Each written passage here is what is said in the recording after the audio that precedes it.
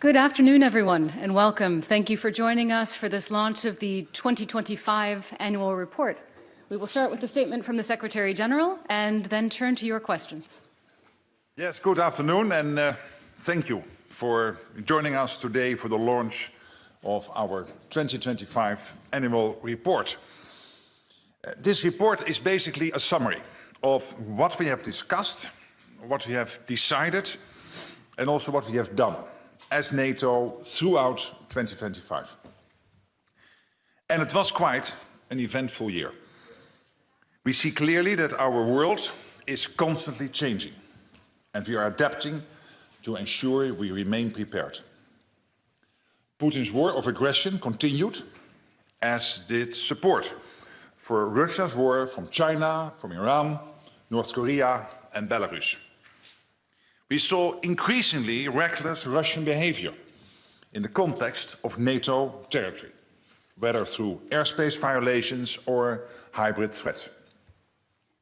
China continued its military build-up. The threat from terrorism persisted. The threat picture across 2025 made clear the need to do more.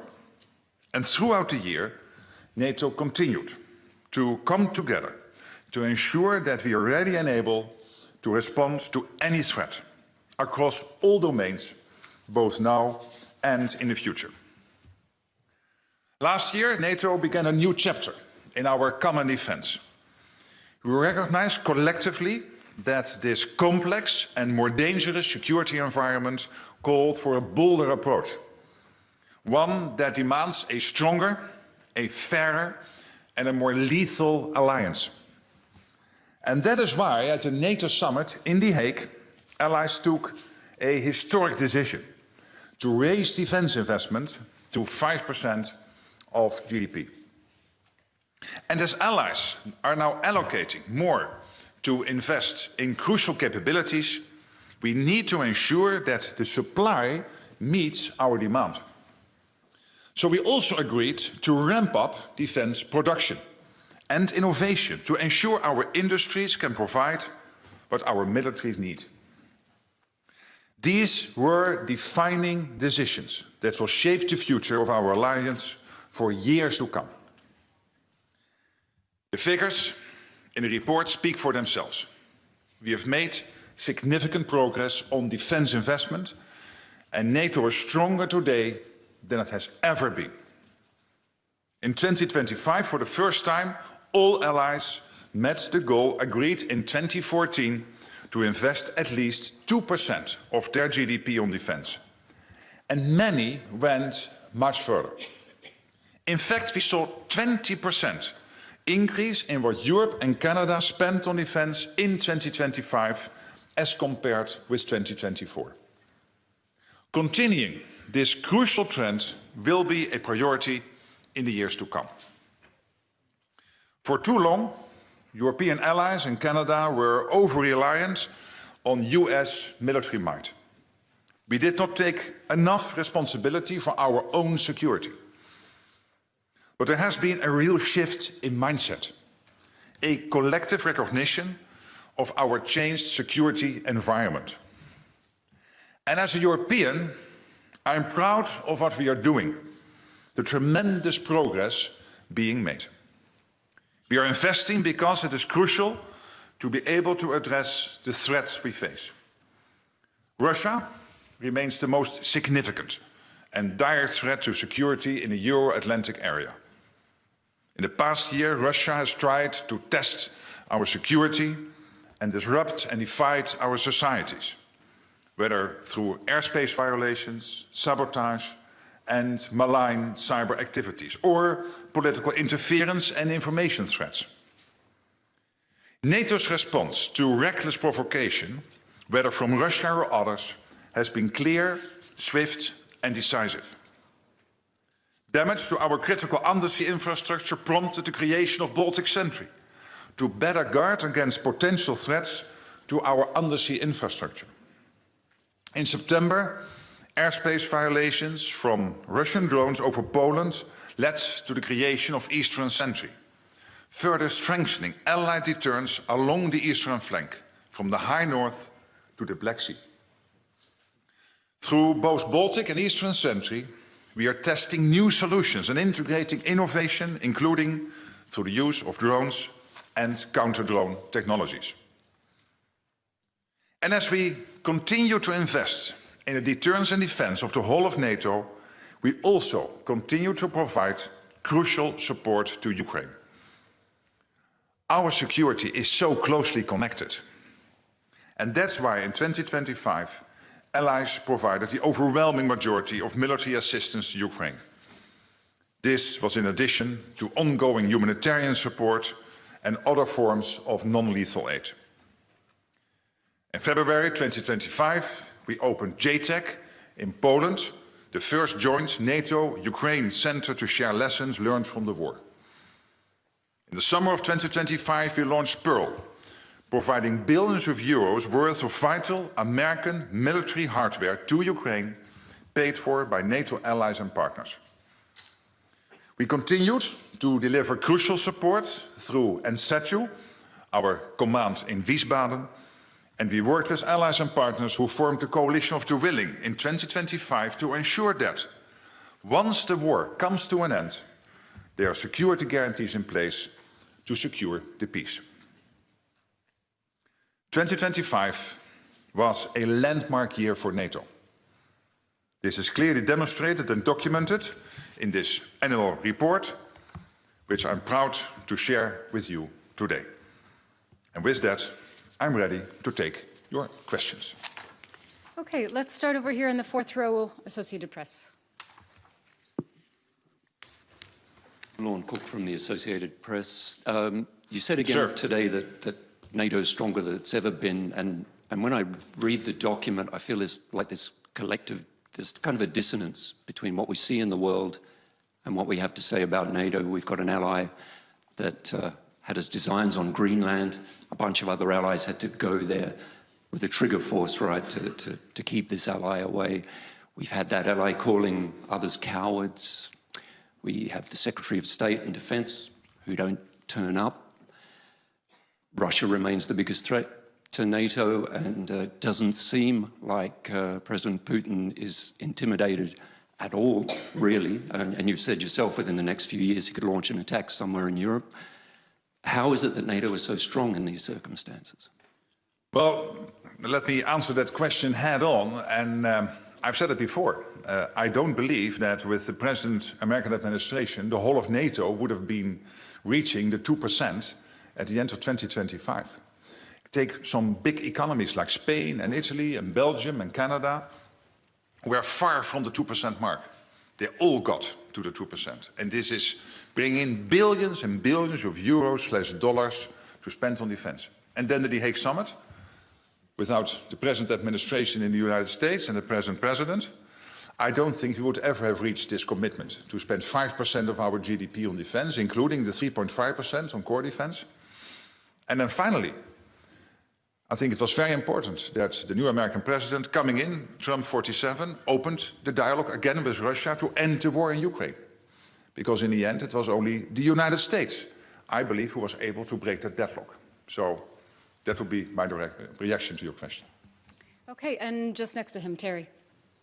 Thank you, that's efficient. Hi, Terry Hi. Schultz Good morning. with DW. Just to follow up a little bit on Lorne, you wouldn't have the higher defense spending, but you also wouldn't have had the insecurity that many European countries felt by the threat of one ally to attack another. But more broadly, when you look at the threat picture as you give it, and you say that it's much more dangerous, the Middle East doesn't come up, and yet so many of your public statements over the last weeks have been about how NATO allies need to support the U.S. in its efforts on Iran. I mean, do you feel that this is now a NATO issue? And how much are you working behind the scenes to do what you have advocated, and that is support the United States in its attacks on Iran? Thank you. Thank you for that question. And this is not new. The alliance, NATO, has for some time been clear, even before I became Secretary General, that Iran cannot possess a nuclear weapon. And NATO has also long recognized the threat Iran's missile program posed to allies and their interests. And what the United States is currently doing is degrading those capabilities, both the nuclear and the missile. And take as an example what happened with Diego Garcia, the UK-US base, which was targeted by a missile which therefore could reach 4,000 kilometers. So the logical conclusion of that missile launch is that Iran has now capabilities increasingly dangerous for allies. Of course, the good news is that NATO stands firmly with all allies. We successfully, as you know, intercepted ballistic missiles heading to Turkey from Iran on 3 separate occasions. And when it comes to making sure that sea lanes are opening up again, and if they have opened up again, that collectively we are able to, as a world community, to make sure that ships can sail there. We have now 30 countries coming together, many from NATO, but also Japan and Korea, Australia and New Zealand and Bahrain and the UAE, but most of them from NATO, to discuss and then implement the question of the what, the where and the when it comes to making sure that these sea lanes stay open. Okay, let's come over here. Second row, BBC.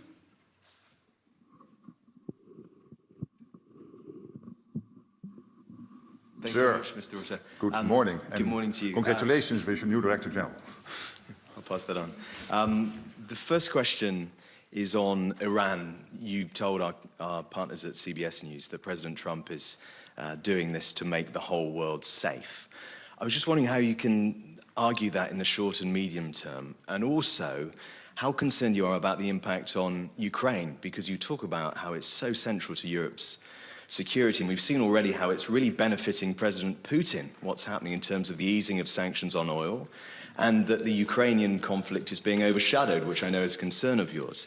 And secondly, if I may, you have made a conscious decision not to criticize President Trump publicly. You're among a number of figures on the global stage who have done that.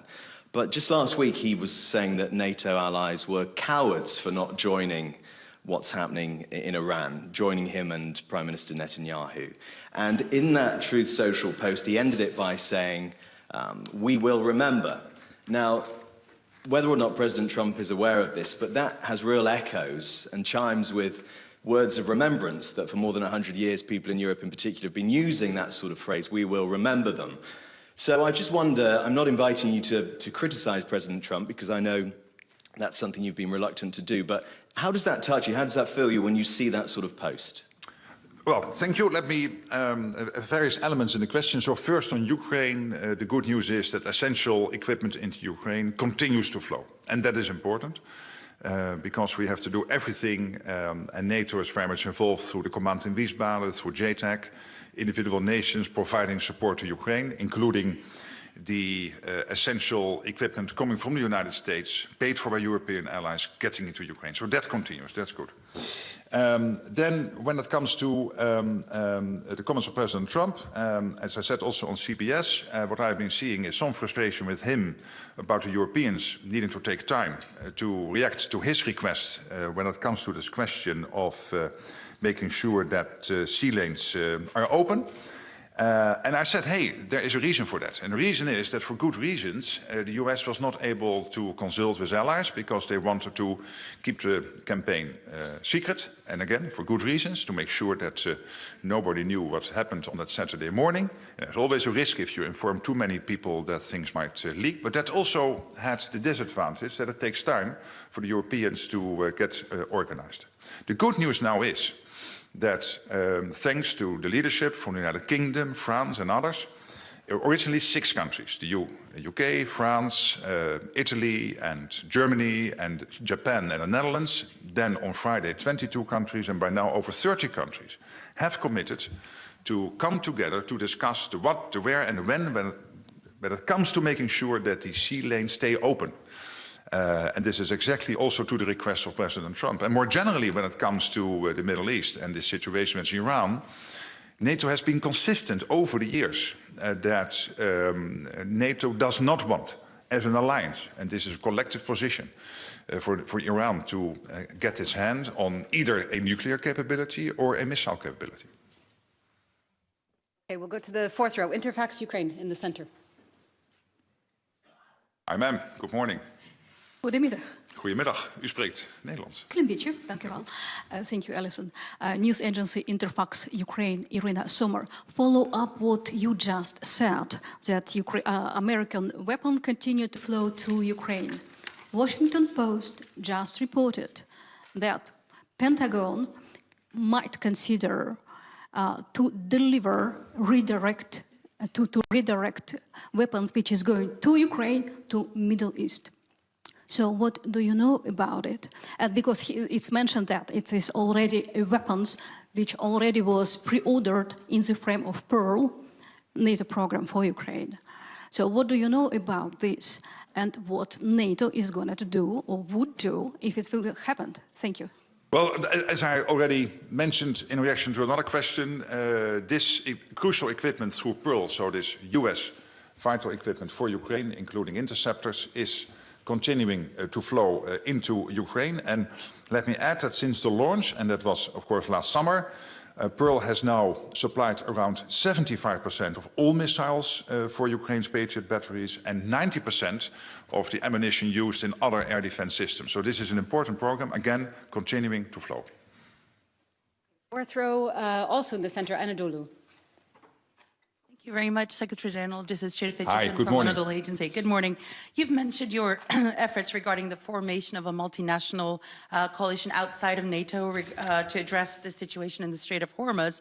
But I want to focus more on the NATO dimension of the conflict. And you've mentioned it yourself. In light of the recent developments in the region, the ballistic missile attacks on Turkey and NATO territory on 3 occasions, actually, I would like to know, is the alliance taking or planning to take additional measures to augment Turkey's security? Could you kindly elaborate on those? Thank you. Well, obviously, I cannot go into the more secretive military planning, but I can assure you one thing. NATO is the strongest military alliance in world history. And we will do everything as 32 allies, the United States and Canada and the 30 allies in Europe, to do everything to defend every inch of NATO territory. And taking out these 3 missiles heading for Turkey is clear evidence of that, and we will continue to do so, and making clear to any adversary that we will do everything necessary to indeed make sure that we are safe. Okay, coming over here to the second row towards the center. Hi, good morning. Good morning. From Breaking Defense. Breaking Defense, sorry. This week, the CEO of Rheinmetall warned that European, American, and Middle Eastern munition stockpiles were nearly empty. In the 2025 report, it says that in line with the updated Defense Production Action Plan, greater spending would allow for a rapid expansion of such production. How do you explain these claims that NATO countries still have near empty munitions despite years of warning, and what concrete steps will you take to fix that gap? Thank you. Yeah, thank you so much. And this is clearly one of the main focus areas also in Ankara at the NATO summit, no doubt, how to make sure that we ramp up defense production, because defense production in the end is an integral part of our overall deterrence and defense. It is the men and women in uniform, but also making sure they have what they need to fight the wars which others want to mount on us, and we then will defeat them if they try.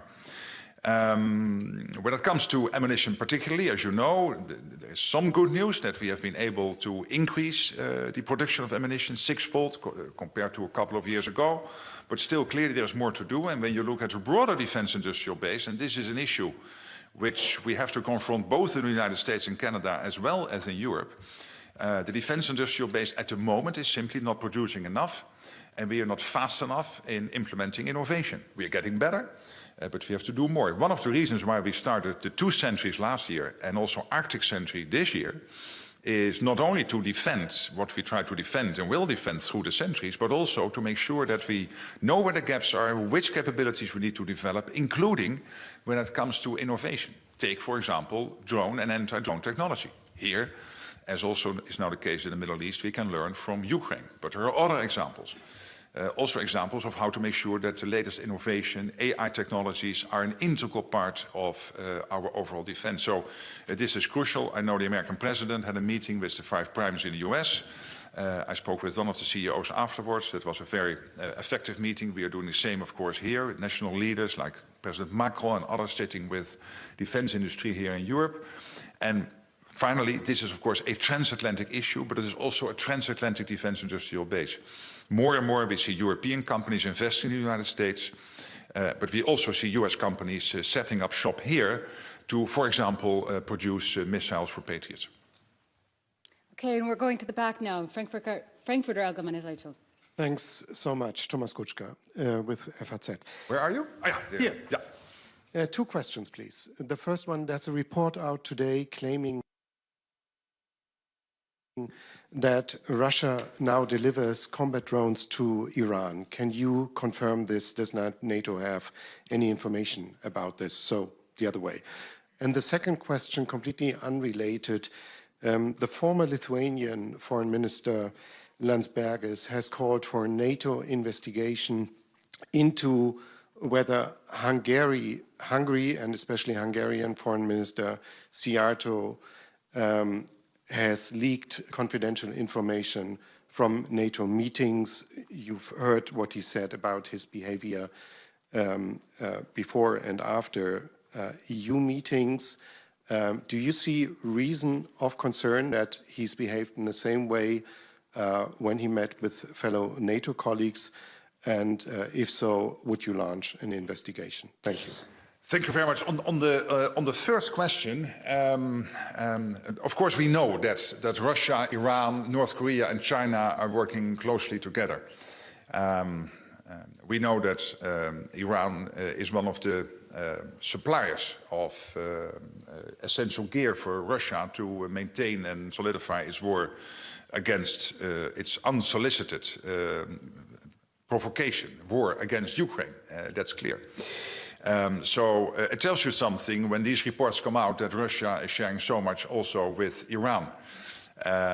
So let's not be naive about that. I cannot tell you what intelligence is telling us because obviously that's intelligence, so that we keep that secret. But you can see yourself from open sources, and we know this for some years that there is a close connection between Iran, Russia, North Korea, and China. And then on the second question, all 32 allies, they all agree that Russia is our most significant threat. There is no discussion about that.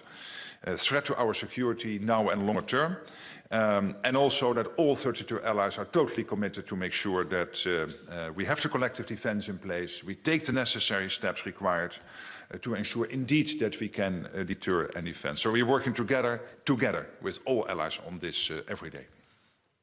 Okay, now the third row in the center, Al Jazeera. Wait for the mic, please. Wait for the mic, please. Good afternoon. Good afternoon. Step Fazer from Al Jazeera. Hi. I want to clarify something because you have been under criticism in the last couple of days because of the interviews you gave in the weekend.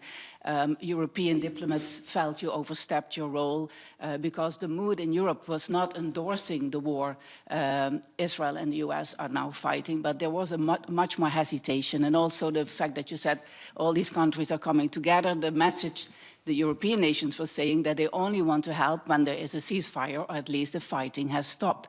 The message you're giving now sounds different, so could you please respond to this criticism and clarify exactly what these 30 countries are going to do? Yeah, I don't think I think I'm still saying the same, and that is that, as I said also on Sunday, that NATO has always been consistently clear that the whole of the alliance, that obviously for Iran to possess a nuclear or a missile capability poses a threat not only to the region, an existential threat, by the way, to potentially Israel, but also a threat to Europe. And Iran is an exporter of chaos to the region and to the world for many years now. Let's not be naive about that. And what the United States is doing now is degrading that capability. And yes, I applaud that. In the alliance, you will always have different views. That's unavoidable. It is an alliance of democracies.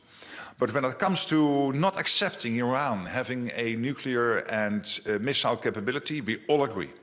The whole of the alliance has also condemned the indiscriminate attacks of Iran on its neighbors. That was in a meeting only last week with ambassadors also of the Gulf states here at NATO headquarters. And then, indeed, when it comes to this group of countries coming together, most of them from NATO, to make sure that the Strait of Hormuz, the sea lanes, are open, And indeed, that begs the question, given the fact that the war is ongoing. What does that mean in terms of the what question, the when question, and the where question? Actively now, countries are working together. The United Kingdom is leading that effort under Prime Minister Starmer and the senior military in the United Kingdom, together with France and others, to make sure that those questions will be answered. And this is to President Trump's request. He said, hey, I would have rather have that seen earlier starting.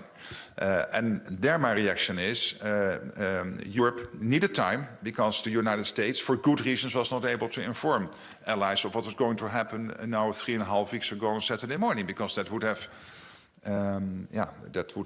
potentially led to a leak or whatever. That was always a risk when the US had the opportunity to take out Iran's leadership. So I totally understand that. I don't criticize that, but it means that it takes some time for Europe to come together, and that's happening as we speak. All right, second row, Reuters. Thank you very much, Lee from Reuters. I'd actually like to follow up on Irina's question. So in that same Washington Post story, it said that the Pentagon had actually notified Congress that it intended to divert about $750 million in funding provided by NATO countries through Pearl to restock the U.S. military's own inventories rather than to send additional assistance to Ukraine. What is your reaction to this, and was NATO notified of this change? Thank you. Well, again, it's not for me, and it's not very difficult to do this in an open presser, but to comment on individual weapon deliveries. But I can assure you that the critical support from the United States into Ukraine, paid for by allies, so this famous abbreviation PEARL, continues to flow. And this is crucial because this is next to the intelligence the US is sharing with Ukraine, which is essential. It is also essential defense industrial output from the United States, from their stockpiles, when it comes to, for example, interceptors for Patriot systems, but also other crucial and vital military gear. Okay, just next to her, Deutsche Welle.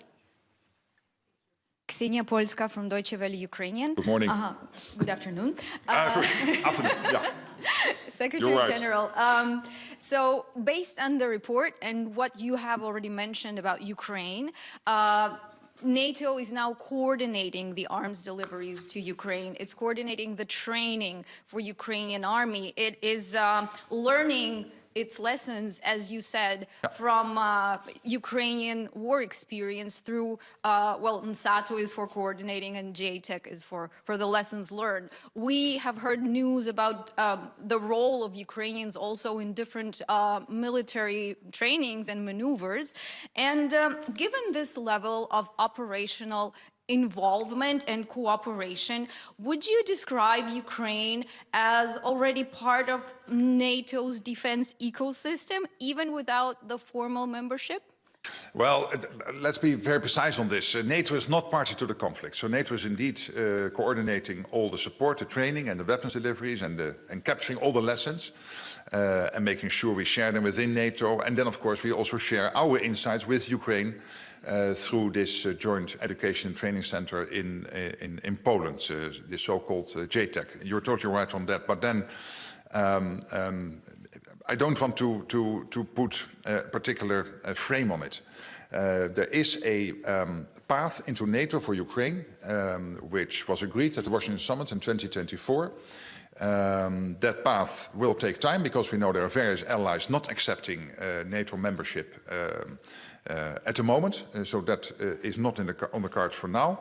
But we also know that through the Coalition of the Willing, together with the United States, in Paris in January, under the leadership of President Macron, we agreed on what the security guarantees for Ukraine should look like post a ceasefire or a peace deal. Preferably a peace deal, if not, then at least a long-term ceasefire. And I think that is extremely relevant, because in the end, if it is not NATO membership, and again, that's not on for now, we have to make sure that when the war stops, Putin will not try again, because he knows, and this is why we need the security guarantees, that the reaction will be devastating, and that is collective. NATO, countries outside NATO, this coalition of the willing, many NATO countries, including the United States, involved.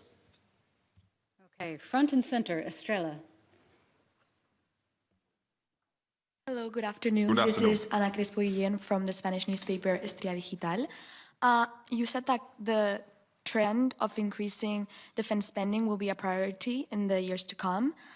Spain has reached a defense spending of 2% of its GDP in 2025 and is therefore approaching what it considers its ceiling, which is 2.1%.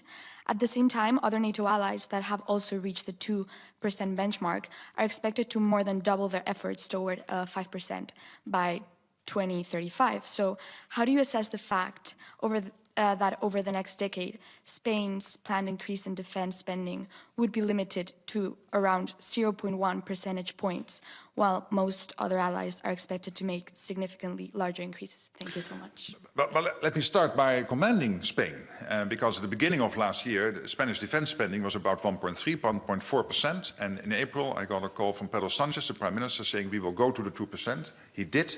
This is billions and billions extra structurally spent on defense by Spain. It was one of the 4 bigger economies not on 2%. The others were Italy, Belgium and Canada. And then there were some very important allies, but a little bit smaller economies like Slovenia and Luxembourg. They all reached the 2%, including Spain. Spain is deployed all over NATO in forward land forces, in missions. You have a Patriot battery securing the airspace in that part of Europe, Turkey, etc., but also wider, to make sure that we can defend ourselves in every inch of NATO territory. So Spain is really doing what Spain needs to do. And yes, at the NATO summit in The Hague, Spain signed up to the statement. But there was also, the disagreement, the agreement to disagree, that we believe Spain needs to spend 3.5 to get to the capability targets. Spain thinks it can be done on 2.2, and future will tell who is right. I think I am. We will see. But that is not new. That was the summit in The Hague. But what happened last year, really, let me commend Spain for what Spain is doing. All right, third row on the aisle. Thank you very much for the opportunity. Good afternoon, Mr. Rutte. President Trump is calling your organization an organization of cowards. You're not responding to that. Is that your strategy to keep the Americans on board? Well, let me be clear. As Secretary General, of course, the alliance is very dear to me. Otherwise, I would not have this role. But as I said before, the United States, under this president, is doing stuff which is quite crucial for the alliance. But then I have to repeat a little bit. It is starting again the dialogue with Russia, breaking that deadlock, getting the peace process going. It is making sure that the whole of the alliance came up to the 2%. I'm again not sure whether we would have reached that at the end of last year without President Trump. And then in The Hague, we agreed on the 5% spending target. And this is doing 2 things. One, it is equalizing with the US. That is taking out this big irritant that the Europeans and the Canadians were spending less than the Americans. A problem basically since Eisenhower. So, hey, it was about time to solve that issue. But more importantly, it is making sure that as an alliance as a whole, we have what it takes and what we need to deliver on the capability targets defense ministers agreed last June in 2025, so that if the Russians or whoever adversary wants to try something against us, we are not only now, yes, now we can defend ourselves, but also longer term we can do that. That's why we need to spend that 3.5% core defense spending, 5% overall. And that is all, yeah, I think also in a large part, and not every European likes me to repeat this, but it is true. Without Trump, I don't think it would have happened. Okay, we have a few minutes left and more questions than we have time, but let's go to AFP here in the second row. Thank you very much. Good afternoon. Good afternoon, sir. I'm Olivier Beau from AFP. I would like to come back on what you said on Ukraine, that essential equipment continues to flow to Ukraine. But the question is for how long? And we are talking here about missiles interceptors like Patriots. I mean, are you concerned that the stocks might be exhausted very soon if the war in Iran lasts longer? Thank you. Well, I mean, yes, the flow is continuing. And we also know that in the Middle East and a lot of stockpiles are being used. That's clear. And there was this other issue already, and that is the defense industrial base, that we have to produce more. Your country, France, has some of the most impressive defense industrial companies in Europe, but please ask them to produce more. And the same I could say to colleagues from Germany. Germany, and by the way, Italy, the Netherlands, others have some of the best defense industrial companies in this part of the world, but they need to produce more. Extra production lines, extra shifts, opening new factories. The money is there. There was always the problem, can we have the 10-year safety and security in money supply? Yes, you have it now, because tens, hundreds of billion extra spent on defense, and we know that about 20 to 30% is spent on defense industrial output. So the good news is the flow is continuing, and at the same time we know, even without the campaign now against Iran, that there was the absolute necessity to ramp up our defense industrial production. And this is an issue which Europe has to face with the US, which the US has to face, and collectively, as a transatlantic defense industrial base, we have to face. Okay, third row on the aisle. Tamara Nutsubidze, independent media platform from Georgia, Euroscope. Thank you for this opportunity. Secretary General, I read in your report about Georgia that allies also revived NATO's engagement with Georgia in light of the 2024 parliamentary elections. So it is very important for us. Can you tell us more details? What was revised? What was reprioritized, as he is mentioning? And also, NATO not only a military organization, it's also a political organization. So how do you estimate recent developments in Georgia? I mean, these repressive laws against media, NGOs, civil society, opposition leaders are in the prison. So can you tell us more details? Thank you. Yeah. First of all, when it comes to Georgia, obviously we coordinate closely with the European Union. When it comes to the relationship between NATO and Georgia, we think there is merit in keeping that relationship going. But of course, we also have to recognize recent developments, and that's why we call upon Georgia to return to the path of a more pro-EU European forward-looking approach, including making sure that all the developments and let's say the whole trajectory Georgia was on in terms of democracy, rule of law, that is continued. And obviously, there are serious worries at the moment. So we have the dialogue, we have the discussion, but we have taken the position that it is better to keep the relationship going and then having that avenue to discuss those issues than to say, hey, we don't like it, we end the relationship altogether. Lithuanian public broadcaster, third row. Thank you very much. Milda Velikanskite from Lithuanian public broadcaster. Good morning. Good afternoon. Good afternoon. Secretary General, question on Ukraine. You talk about overwhelming support from NATO and that United States are crucial for a peace negotiation. Yesterday from Ukraine, we heard that United States pressure Kyiv to give up Donbas region in exchange for security guarantees from American side. Would you say it would be a fair deal, fair offer, or fair ask from a country who defended itself for more than 4 years to give up territory in exchange of security guarantees? Thank you. Well, let us first of all agree that all of us want this war to end. That is the United States, European part of NATO, Canada, but also Ukraine. Also, Ukraine wants this war to end, but it has to be a lasting end. And it means that after the war ends, we have to make sure that Ukraine is sovereign, that Ukraine is secure, and we have seen a speeding up of the peace process thanks to President Trump, and I mentioned it already, commending the US efforts there. But for Ukraine to be not only sovereign, but also secure, key in all of this are the security guarantees. They are absolutely vital. And this is why it was so important that in Paris in January, the United States and the coalition of willing agreed on the security guarantees. Because this prevents Vladimirovich Putin from ever attacking Ukraine again post a long-term ceasefire or preferable a full peace deal. And of course, when it comes to territory, any decisions on territory clearly are for Ukraine to take. All right, Maria in the third row, Tanea. Thank you. Good afternoon, Secretary General. Maria Vassiliou, Tanea. I would like to go back to the Iranian threat on Europe following the launch of ballistic missiles against Diego Garcia. Could you elaborate a bit more? Because you have repeatedly been saying in the past that Russian missiles can reach European capitals in just a few hours. Is this the case now with Iranian missiles? Are you thinking along these lines these days? And more precisely, following the Iranian missile strikes on Turkey and the drone attacks on British bases in Cyprus, what is your concern? What is NATO's concern now on the security in the Eastern Mediterranean? Thank you. Well, on your first question, let's be lucid and conscious of the fact that Diego Garcia is 4,000 kilometers away from Iran. So if a missile from Iran is able to reach Diego Garcia, that is a relevant development.